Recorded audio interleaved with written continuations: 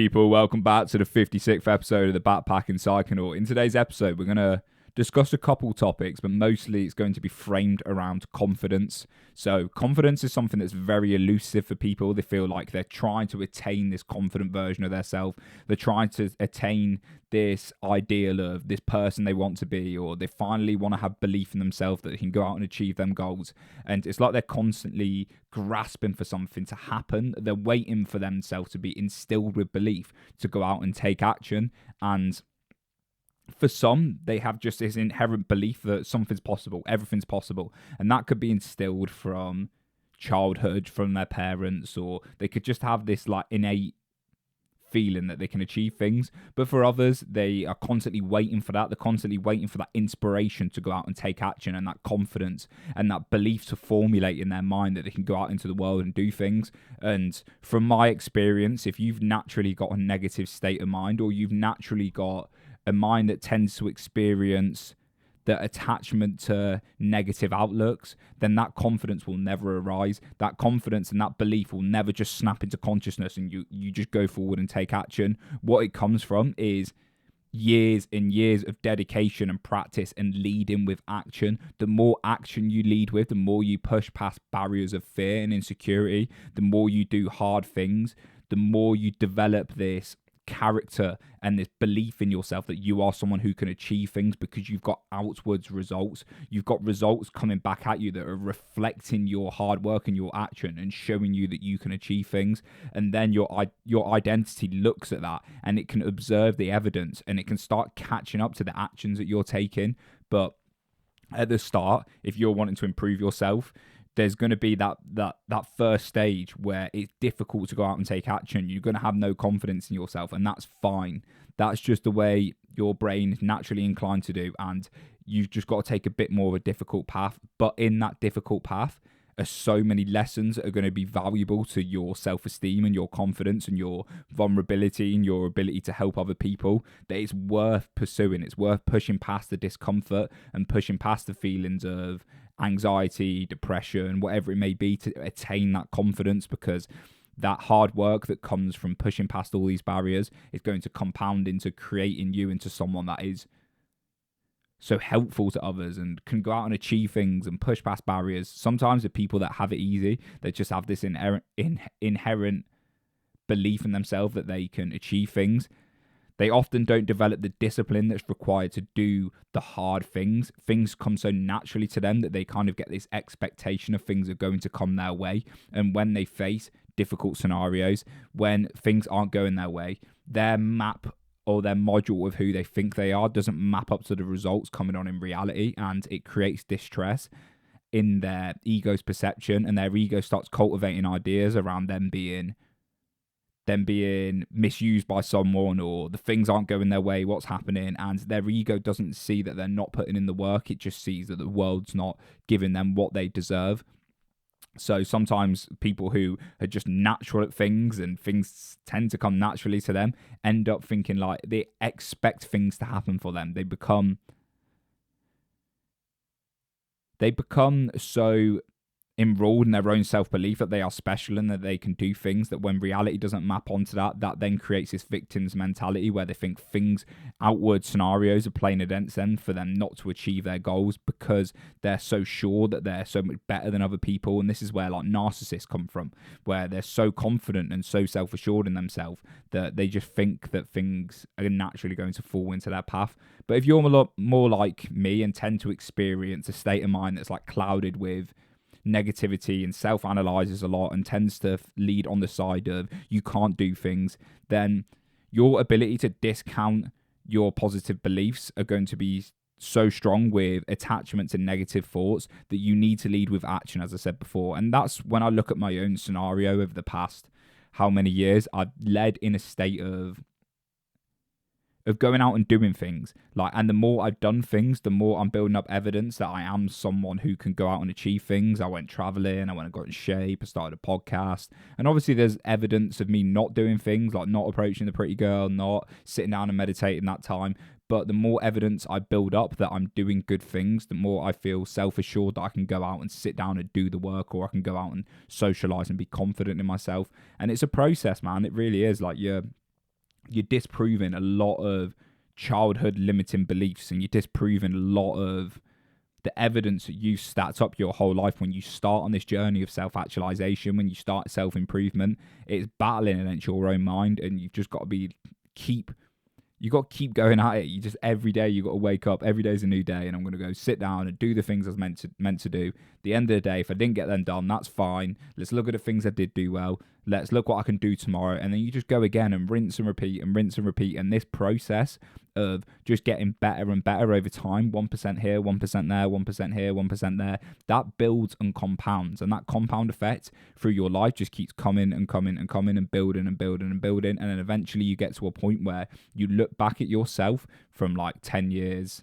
You look back at yourself like 3 years ago, 4 years ago, and you're like, I'm a completely different person with a new set of skills and a new set of wisdom that has been acquired through putting in the work, putting in the dedication, learning about myself, overcoming chinks in my armor. And now when I have a rut or when I have times of low confidence, that is what my best confidence used to be. And you just keep naturally leveling up through the process of self-improvement. It's really interesting how it happens. So let's try and think that's why confidence is so important as well. It's because like when results start coming your way and you build confidence, it does actually lead you to believe that you can achieve more things. So you actually take more risk. And in this day and age, more risk results into more results, which then gives you more confidence. So like that compound effect again rolls positively. So the more confidence you have in yourself, the more you're going to go out there and take action. And the more action you take, the more results you get. So yeah, like confidence, it has that massive compounding effect, and it makes everything feel better. Like you feel good in yourself. You feel like you can achieve things. So that's why confidence is important. It's important to like cultivating yourself and build and have patience with yourself to get confidence, not try to attain it straight away, not think it's something that you should inherently have, not something that is expected, but something to be earned. There's also this paradoxical nature with confidence, whereas like, let's think of it in kind of a dating scenario, a relationship scenario. Confidence in yourself in social situations is really tricky, because what is the essence of confidence here?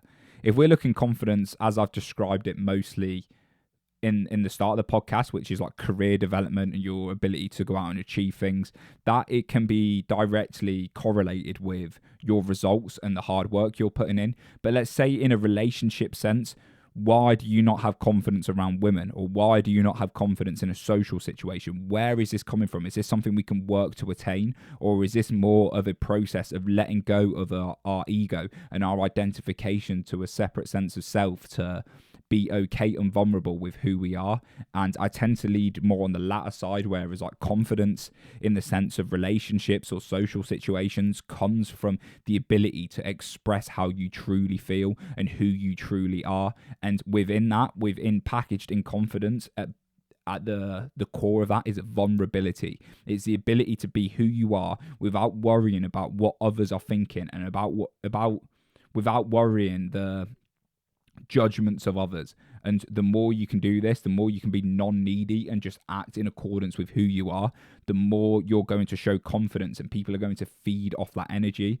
People who try to attain confidence in a social situation or like a dating scenario are just creating another persona on top of who they are, because they are insufficiently inadequate with the fact that who they truly are is not confident, and they're not going to be received well. So you really think about it, if someone like goes out and cold approaches 1,000 women and goes out there and exposes themselves to loads of social situations, but they do it from an intention that is to impress others and to hide who they really are, that is inherently showing that they have a lack of confidence, because they are not okay with who they are as a person, and they don't want that to be portrayed to the world. So just because someone outwardly comes confident, just because you see them and they've got this persona and the character that they're bopping around and they're talking to everyone, they're not afraid, just because they've cultivated this idea and this persona of who they are in a social situation,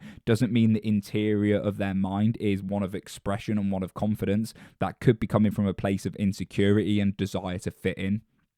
So there is an amazing book called Models by Mark Manson, and it's more like a dating book, but it's very true for social situations as well. And he discusses the idea of the main essence of what it is to be charismatic. When people look at you and go, oh, he's just got it, or he's got a cool energy to be around, that is someone's ability to be himself or themselves. The more you can just be yourself and you can act with pure honesty and truth, the more people are going to find you intriguing and the more polarizing you're going to be for people, because you're not filtering yourself to fit into a certain scenario. The moment you try to filter yourself, the moment you try to pigeon yourself into acting a certain way to fit in with a certain group, is the moment you show neediness. It's the moment that you show that you are not happy with who you are, and you have to manipulate others to get them to perceive you in a certain manner. And that's going to have a certain energetic vibrational frequency with it, which is going to put people off. But the more people can just be raw and honest with who they are and not have the filter of trying to impress people, the more endearing you're going to come across to people. And in return, the more you're going to have deeper connections, because you're not trying to connect with someone through this barrier, this lens of like dirty manipulation. There's just going to be pure honesty and pure connection. And when you do that, you open up a portal for you to connect with other people, because people can sense that you're raw and vulnerable and being yourself. People find that endearing and they let their own guards down. Then you build deeper connections and relationships with people. But just being truthful and honest and being willing to share who you are is going to be your biggest asset. And that's why confidence, in a certain sense, is not going out and trying to portray this person and be confident. It's more being yourself and being okay with who you are. So how do you achieve this? How do you unravel all the insecurities and the mental narratives that you've got around not being okay and having to attain this certain amount of confidence? How do you get to the core of who you are and be okay with sharing that to other people? There's a lot of internal work that comes with this. So a lot of accepting the flaws in your character and looking at them objectively. Instead of seeing your ego and you're constantly identified with it, you want to go down and like journal and observe and meditate and see, why do I feel like I need to act in this certain way around these certain people? Why, when I have a conversation with this person, do I feel like he's someone I need to impress? Why am I constantly not acting in accordance with who I am? Why do I constantly feel anxious? Really questioning where this need to fit in comes from, and this lack of confidence and this lack of acceptance with who you are. Where is that coming from at the core? And the more you can question, the more you can observe naturally, the better inclination you're going to get into where is this inherent feeling of flawness coming from. So internal work's important, and that comes through meditation, it comes through journaling, it comes from observing how you act in certain situations. Also, it is important to expose yourself to the scenarios that make you anxious, but the intention is crucial here. So exposure therapy is so important because it enlarges the part of your ego that is scared and wants to impress people. But if you just suppress the enlargement of emotions and thrown to the side and just cultivate a new persona on the side and then act like someone you're not, that's not dealing with the emotions. That's not going to make you feel more whole or make you feel more connected or make you feel loved. All it's going to do is suppress that part of you as something to be ashamed of. And when you create shame around part of yourself, all you're doing in return is making that out like it's something to not be dealt with. You're suppressing it into the subconscious mind, and that's going to cultivate in your shadow, and it's going to come out in your actions and your behaviors. So these people that just cultivate a new persona and act like someone else, all they're doing is suppressing the real them. They're They're burying the real them down so deep that it's screaming to come out, and it's coming out subconsciously in their behaviors and their actions and their intentions. And they're never coming to a point of self-actualization. You're never going to find peace that way. And the last thing you want is to get 20 years down the line, to be at a social party, to go to the toilet, look at yourself in the mirror and not realize who you are, to realize that you've just portrayed this certain character for so long just so you could fit in with people, or just so you could have the illusion of fitting in. So confidence is not something to be attained. Confidence is something to embrace and to embody. Is that quote, you can't overcome part of yourself with part of yourself. So this part of you that is anxious or that is afraid, that this part of your character that doesn't fit in social situations, there's nothing to overcome there. There's just something to embrace and to show and to be vulnerable with. And it's paradoxical. It's the backwards law again. It's really like leaning into the fact that, okay, I am a bit different and I am a bit anxious, but what is wrong with that? What is wrong with the fact that you don't fit in? What is wrong with the fact that you are anxious or afraid or insecure, or you don't deal well with conversation? You don't fit into that social group. What is wrong with that?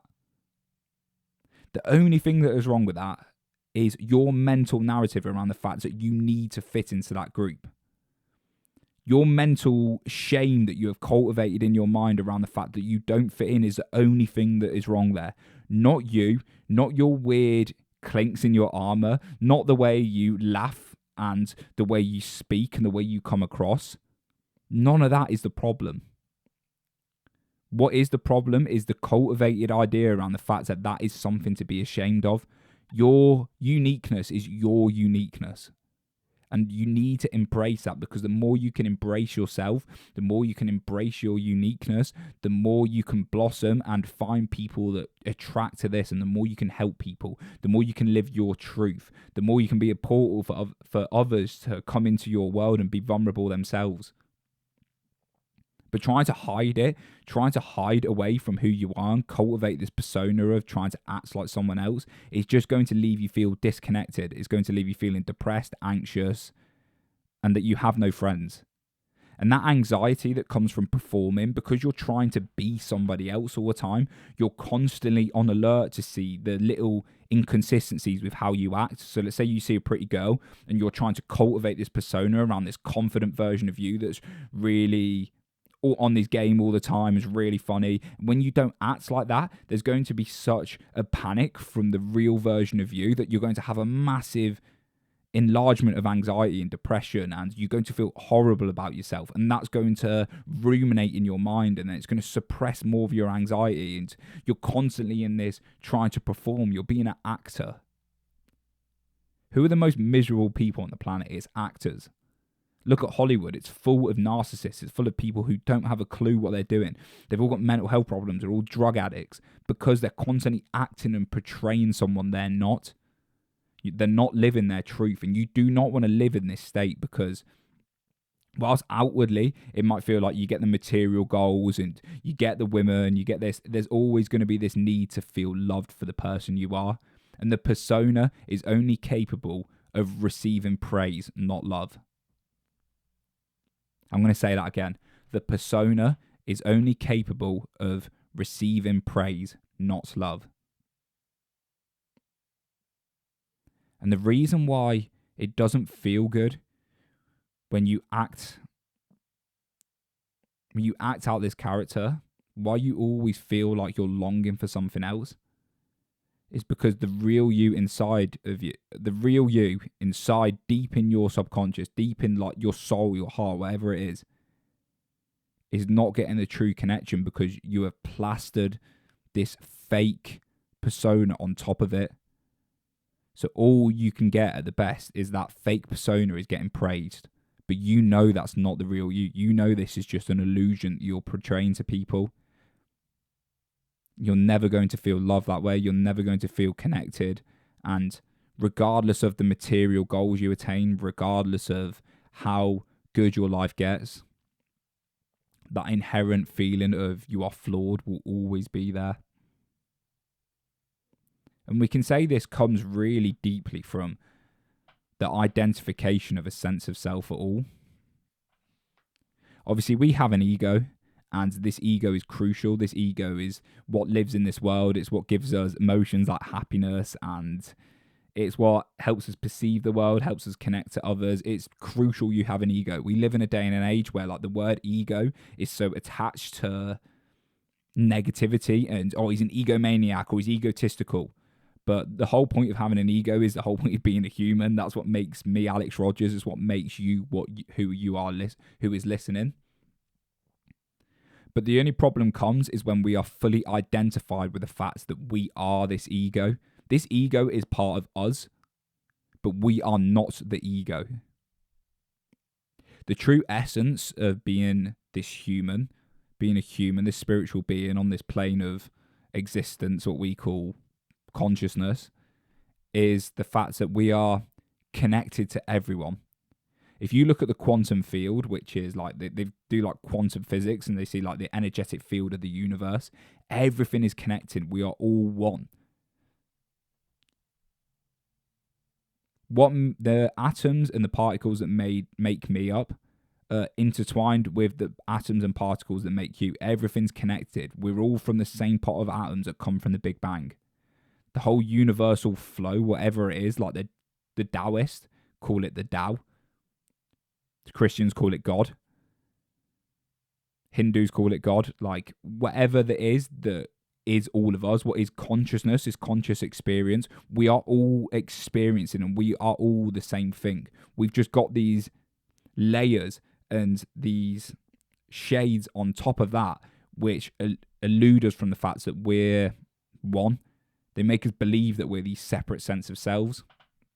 And the whole goal of our human existence is to come to the realization that we are not the ego. The ego is part of the human existence, but we are this spiritual being having a human existence, and we are all connected. And if we can experience enlightenment, or if we can get bits of enlightenment and we can find that the true nature of reality is pure connectedness and we're all the same thing, we're all one, then that feeling of longing to want to fit in doesn't make sense, because you are no different to the person sat next to you. How could they judge you when you are him and he is you? Or she is you and you are her? If you're made up of the same things and you're all connected by this same oneness of the universe and reality, how can we be separate? Why do I need love from her? Because inherently built in me is the love of everyone. And I know this gets a bit hippie and a bit like woo-woo, but it's so true. Like if you look at the Hindus and the Buddhists, they all explain this, how like the nature of reality is flux. It's all one. We're all connected to this core consciousness. And we've just been illusioned by the ego, by evolutionary psychology, by society, by our parents to think that we are this person behind our eyes in our head. So most people walk around and they have this conscious experience of there's someone behind their face. Behind your eyes, somewhere in the middle of your head, that is you. But what I'd get you to do is to flip your awareness back into that. Look for the person who is looking. Try and find you. So close your eyes. Focus on your breath.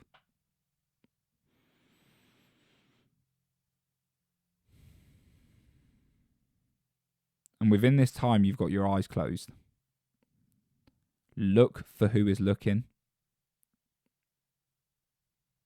Try and find the person in your head that is experiencing consciousness.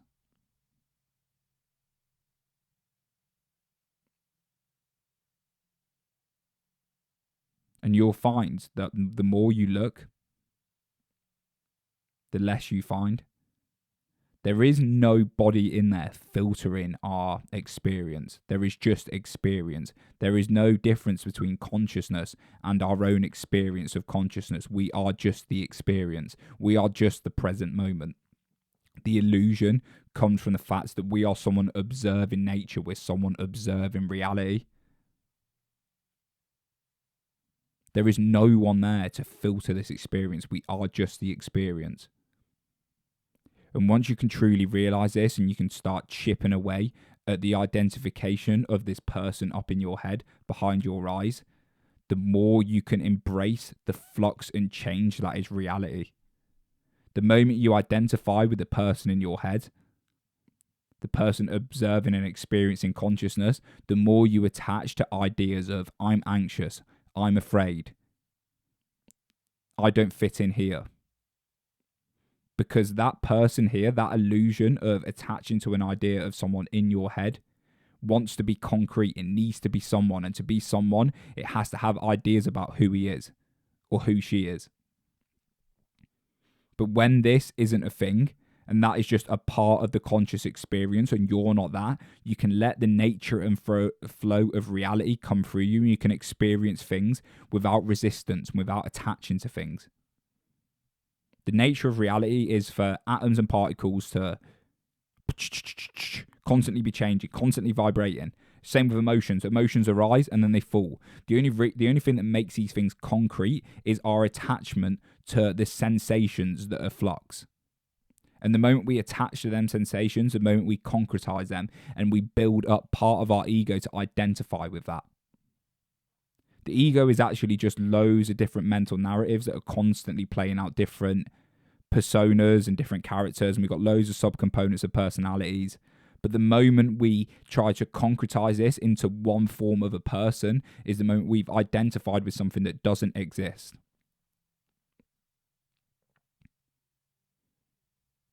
So confidence really is just, a lack of confidence is just the illusion that we are this identification of a sense of self.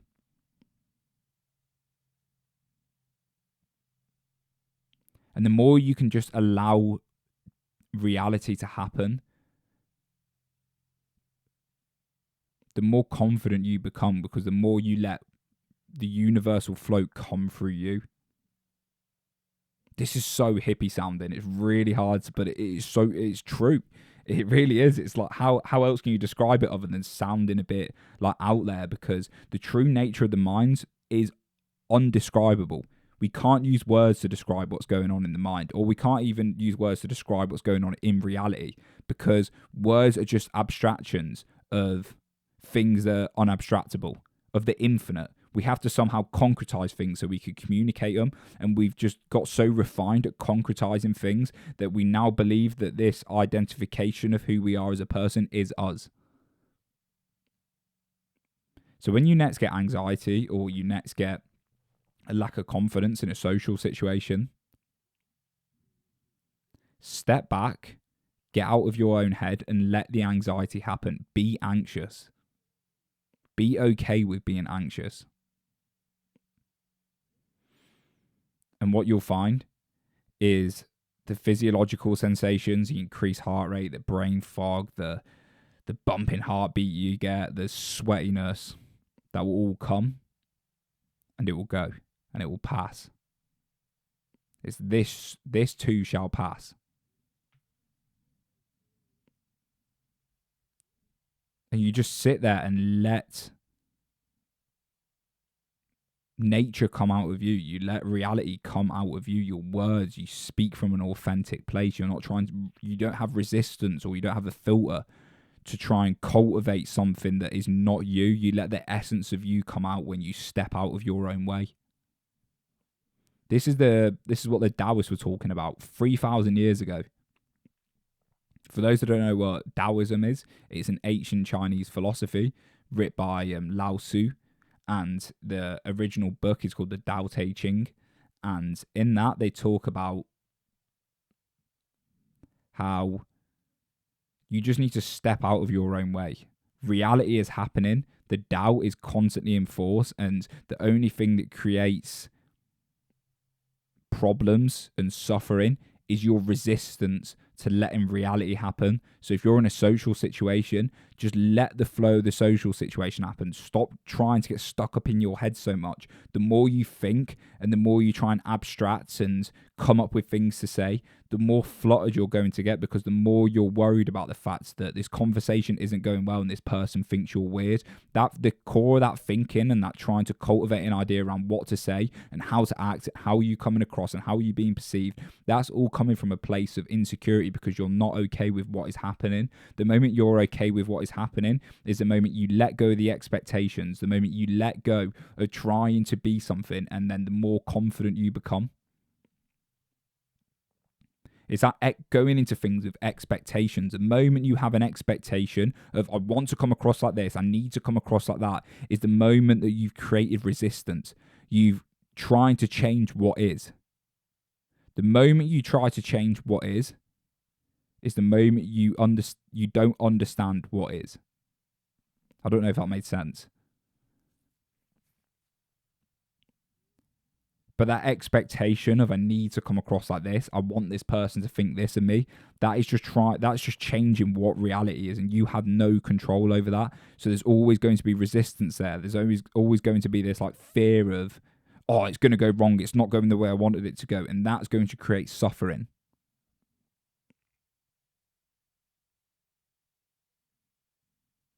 Life seems to be a real process of just unraveling things. Like the more I understand my own mind, and I live in the world, and I experience what's going on around me, the more I come to the conclusion that life isn't about learning things, life isn't about attaining things, life isn't about trying to impress people or build up this or achieve all these material goals. Life is about stripping back the veils of insecurity and anxiety to get to the true core of me. And the more I can let the core of me express himself, the more abundance I can have, and the more growth I can have, and the more I can be at one with the universe. But the moment I try to cultivate things, and I try to do this and I try to do that, is the moment that I create resistance and suffering.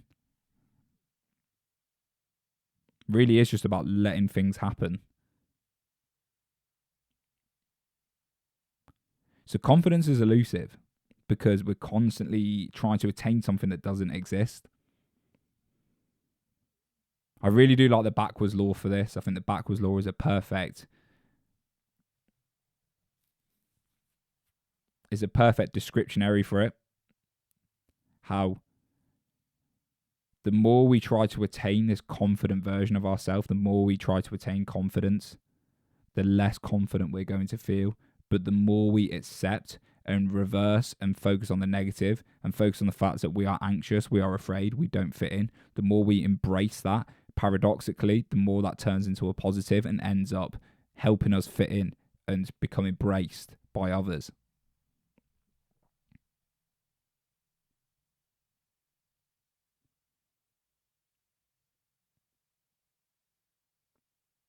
Life's difficult. It really is. It's hard because there's that natural inclination, and I think it comes from an evolutionary point of view to want to fit in. Obviously, from an evolutionary point of view, like, we have this natural inclination for the fact that we need to build up status because that helps us pass on our genes, that helps us build up relationships, that helps us get resources, and yeah, it is inherently built into our ego and our DNA to like want to impress other people. But that's another veil we need to strip back. We can have the ego, we can have all them desires, but we can just observe them. We don't have to attach to everything that arises in our conscious experience. And the more you can become detached, the more you can just experience things without the identification of that being you, the more alive and present you're going to be. And the more we can be stoic in the sense that we don't get fluctuated, but we don't get infused by emotion, by the things that arise in our conscious experience. We don't get influenced by our impulses. The more we can just be.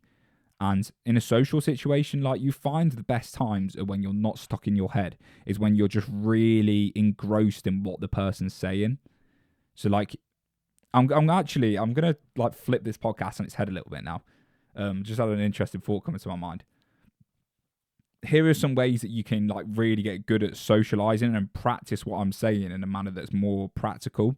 So you go into a social situation, right, and there's certain things that you can do to actually be more engaged and to be more of yourself. So the first thing is just have a curiosity for everyone's life. Have this interest and intrigue in the people around you, and that is going to result in you being more inquisitive about their life. And inherently, people just want to talk about themselves. People have such complex lives. that everyone's a bit narcissistic. Everyone loves talking about themselves. So if you can lead with this curiosity and think, wow, I'm going to find out how that person got to here and what their day-to-day life is, and do they like their job, or what's their gym routine, and just ask people questions and be intrigued in people's lives. That endearing nature is going to return, make people like you more because you're showing interest in them and they feel like you are interested in them. They feel like you care, and they feel important. So by actually leading with curiosity in people's life, you're going to make people feel important, and they're going to respect you and like you in return. So that leading with curiosity is stepping out your own way and going, this person right here is this conscious individual that is really fascinating. They might not be doing things that align with my values, or they might not be doing things that I agree with, but this is another human being that I can learn from. Let's find out what their life's like. And lead with that when you go into conversations. Don't lead with the idea of, I need to come across this way. I need that person to like me. Lead with the inquisitive mind of, I want to find out things about their life. And that little framing the way of socializing as the fact that this person's interested, I'm going to find out more, takes away the expectation of you go into the conversation thinking, I need to impress this person. It's all about the intention, because if the intention is one of performance and the one of expecting something from that person, then there's going to be anxiety enrolled in that.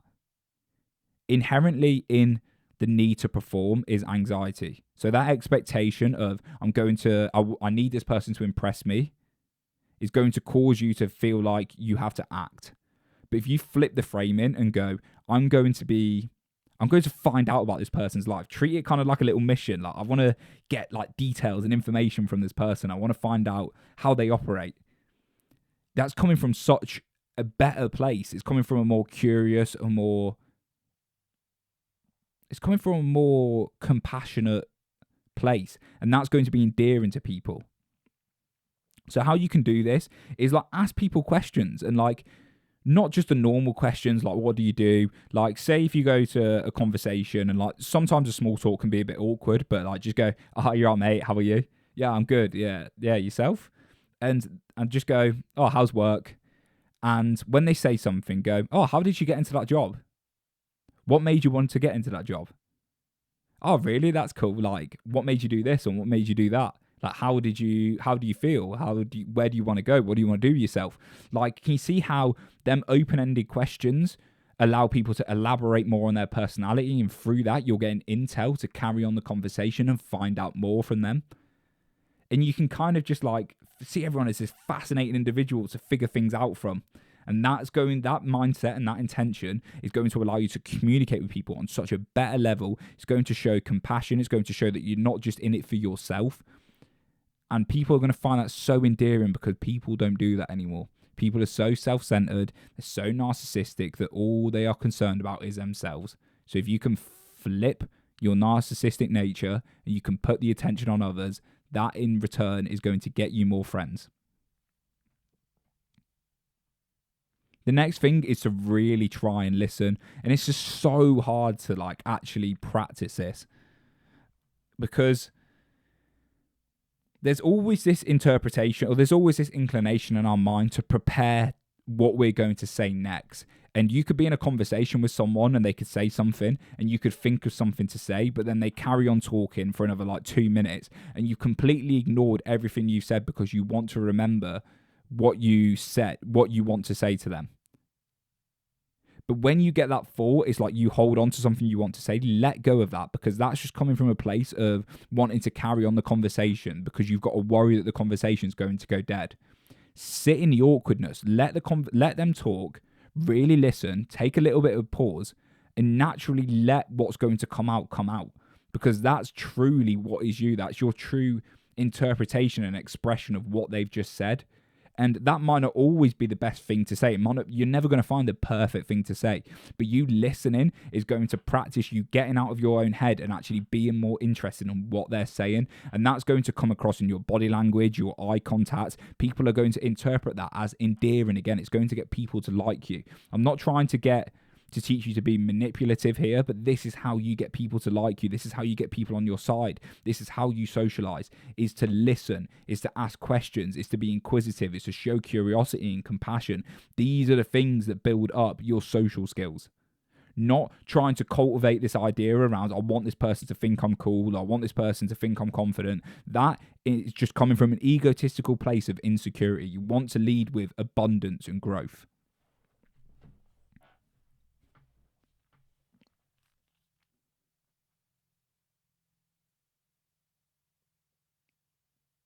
There's a really good book called How to Win Friends and Influence People. And the more I think about it, the more it kind of is like manipulation. I think that comes from a place of insecurity, but it's got some very good techniques to allow your natural curiosity to blossom into a conversation and to let the true representation of what you are come out in a good manner. And sometimes you do have to practice a persona to allow yourself to be you. Because like it's called social skills for a reason. Like a skill is something that needs to be developed, and the more you practice something, the more you go out and expose yourself to that situation, the better you become at it. So yeah, for sure, you do kind of have to act in a certain manner, but it's where that intention is coming from. Is the intention to act coming from a place that you want to make people feel better and you want to be able to communicate more effectively and to get across who you are as a person? Or is that intention coming from a fact of, I want this person to think I'm confident, or I want this person to perceive me in a certain way? So it's always intention behind things. And this is one thing I've figured out about dating, especially speaking to women, is women have got this superpower of realizing what your intentions are. When you act in a certain way, they're so super sensitive to little chinks in your armor. Like, he said this in a really weird way, and that's quite clearly because he's insecure and anxious and he wants me to think like this, or he's trying to manipulate me like this. Like, women are so in tune with people's energies that it's really hard to trick them, and women really see not the words but your intentions. There's a quote by Thomas Edison which is, "Who you are speaks so loudly that I can hardly hear what you have to say." So who you are speaks so loudly that I can hardly hear what you have to say. And that's the intentions and the way you communicate and the way you hold yourself, the body language. If you let all of that go and let it just be an expression of who you are and an expression of honesty, that is going to communicate 10 times more coherently, more effectively than trying to cultivate a persona of someone who is impressive.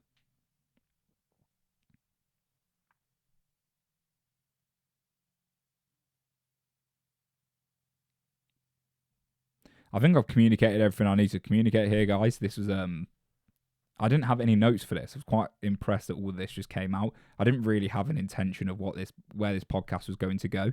I sometimes feel like they are the best podcasts when I just kind of, like this experience here of me sat looking at the camera, when I like wipe that away and I just kind of let myself talk and like step out my own way, seems to be the best podcast come from that. It comes from like it really does feels like it's come from my heart. It feels like it's coming from a place of abundance, a place of growth, instead of up in my head and boxing myself in these, I need to articulate myself this way or that way and overthinking things. When it just comes from when you step out your way and let yourself be, it's like there's no resistance there. There's no second guessing yourself. And that true honesty, I hope that comes across to people. I hope people get value out of the podcast when I do it like this. And I hope everyone enjoyed listening today. So people, thank you very much for listening. This was an important episode for me to record because confidence is something that is very important to me. And it's something I've found the older I get, the more naturally it comes.